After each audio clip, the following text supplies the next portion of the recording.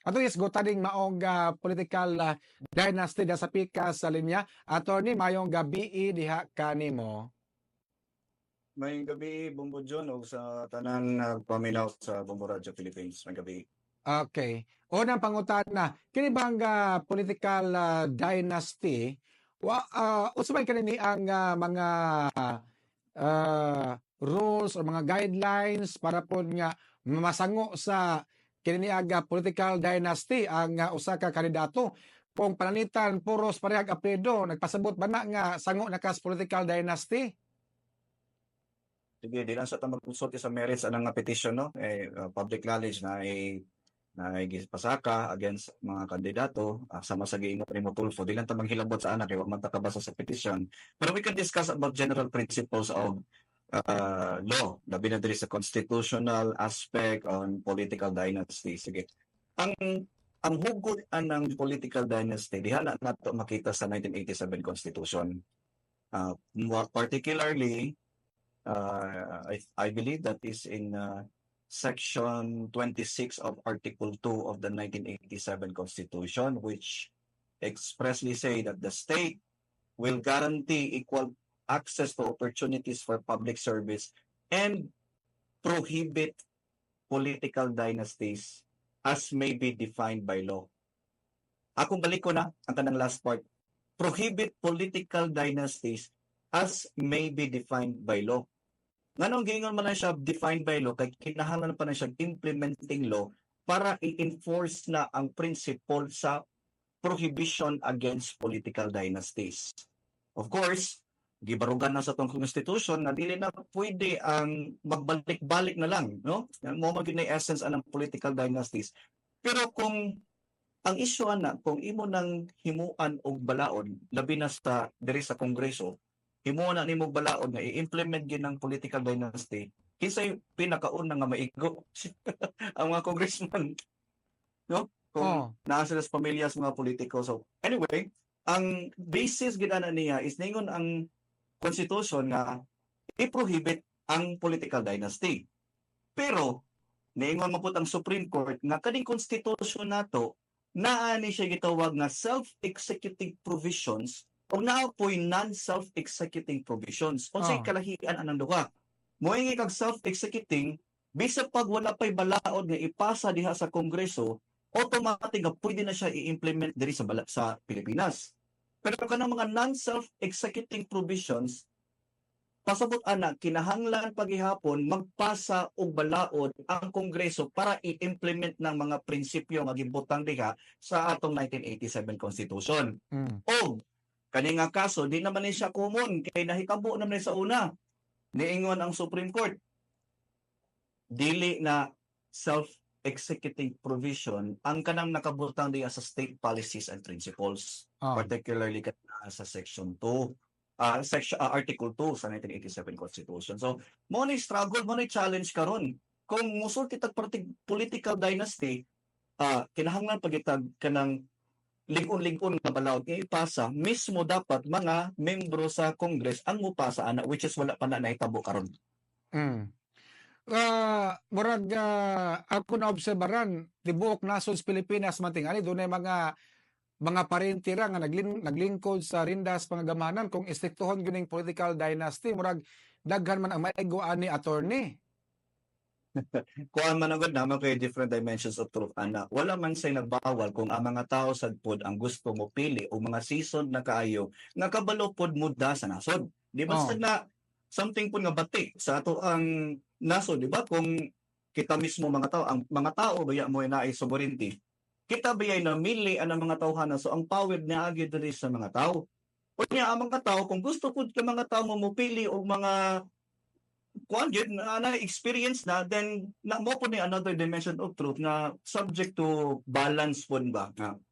Of course, not a political dynasty, but we also have to balance the right of the people to choose whom they want. Bisan pag nagbalik-balik na pero eksperensyado man para sa mga tao, ang mga tao maghihapon ang mubutar.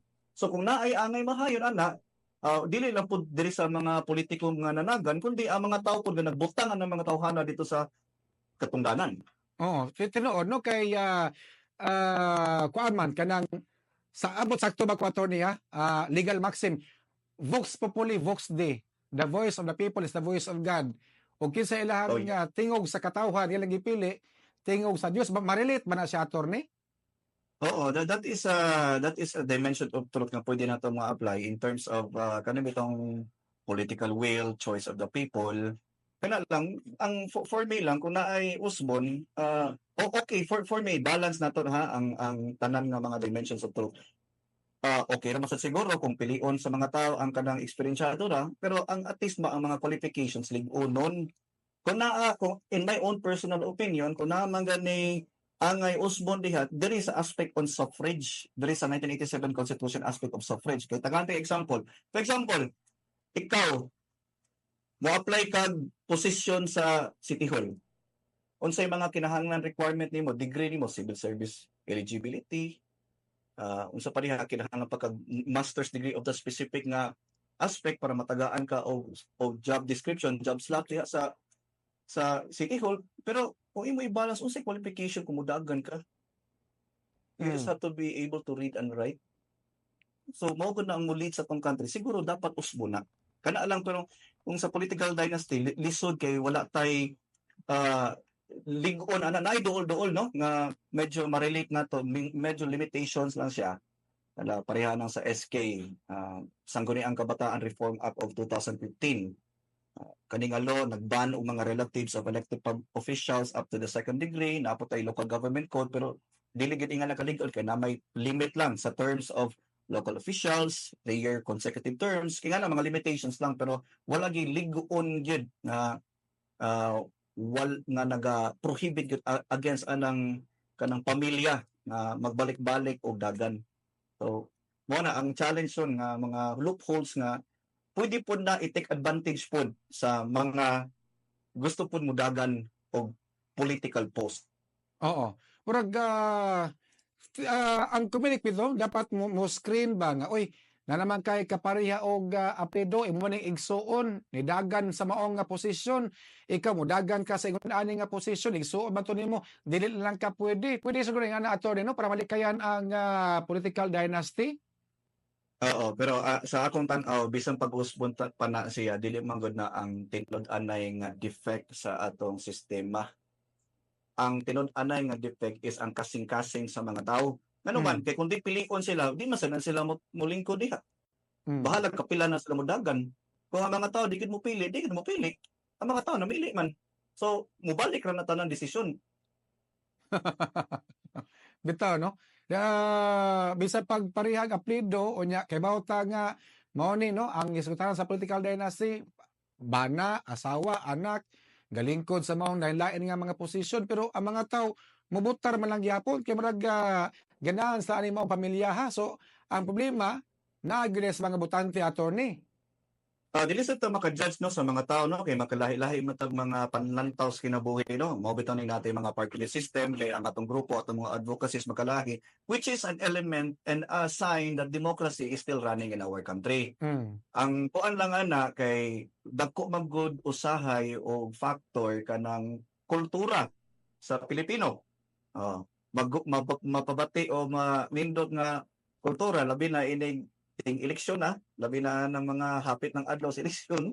Di na nato musulti basig ma-touch move niya ta, pero kanang ako lang ba naara gid na sa mga tao kay katugod man sad na aning mga kandidato nga modagan para sa pwesto kay wag mo lagi na wa dili mangingan naka-strengthen ang ato ang prohibition against political dynasty, pero ang mga tao pod naman po'y uban nga mga nanagan. So it doesn't really matter kung padaganon pa na sila or dili, pero kung ang mga tao gyud ang mubutang ana nila sa pwesto, then that's it. Bumerang kung dili mao ang atong ipili. Mao. Pero kaning political dynasty murag dili ni mawala diri sa Pilipinas no kay murag mao naman mao naman ako naobserbahan nga ang mga amahan nga politiko ug mahuman ang termino ilang mga anak pasudlon sa natad sa politika gipang-train naman daan.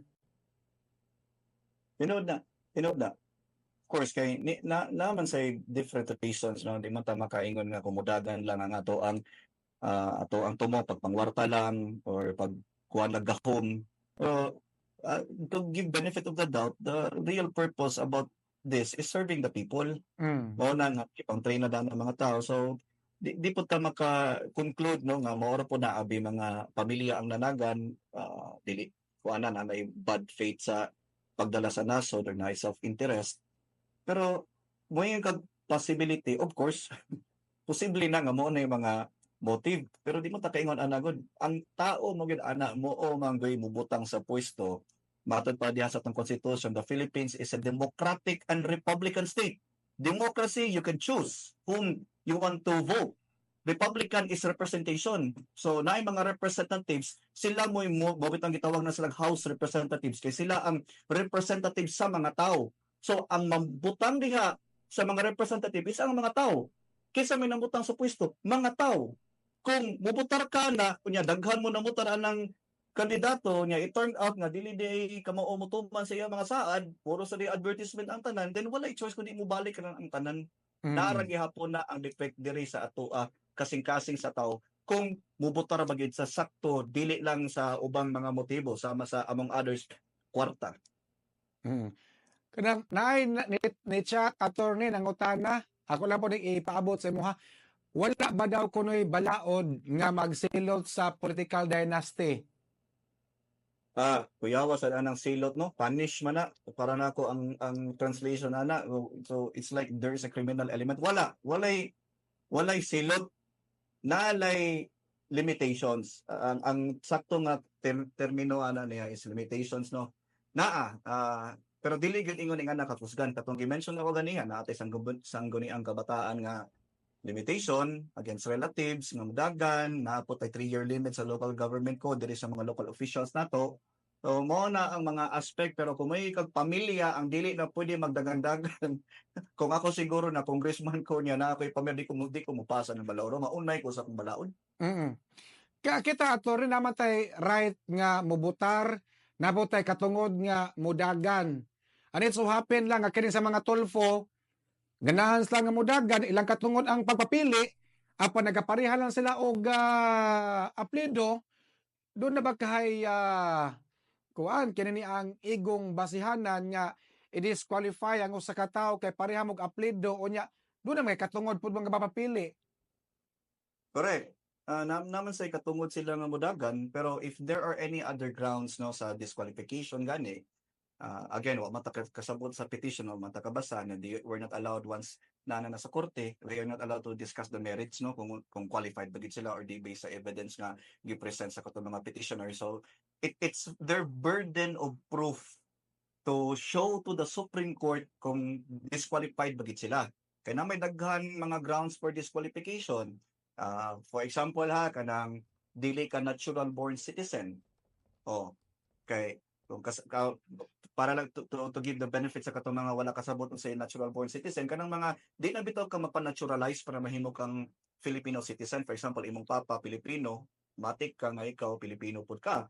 Pero kung kanang aspect kana mo na gihimong ground, so it could be a ground for disqualification not on the aspect of political dynasties. Kay sa political dynasty wala agid tay lig-on nga implementing law, natay constitution nga naghatag og encouragement nga ato i-prohibit pero wa may congress law, walay congress enacted law nga gipasa para ana. So kung political dynasty lang, lisod na gamiton para nako lang ba, lisod na gamiton kung pareha ra tag apelyido nga nidagan sa kongreso. Ngano day padagan na sila.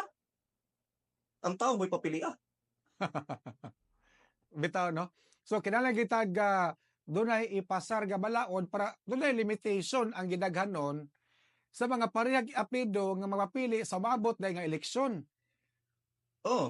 Kanos anang mao bitaw 1987 Constitution kay panahon pa na ni Corazon Aquino, hangtod karon naa ba day napasa balaod? Wala. Bitaw no. Kay ako na obserbaran like for example, Duterte, daghan po mga pamilya Duterte, Marcos, daghan po nanagan. Di lagi ka na mga apelyiduha. So boto na naon ug ato ning istriktohon. So daghan gyud aga mga sangit ang gingon nga political dynasty. Salamat kay sa mga oras attorney ha. Mayong gabi diha kanimo. May gabi po kanimo, Bambo John. Salamat po.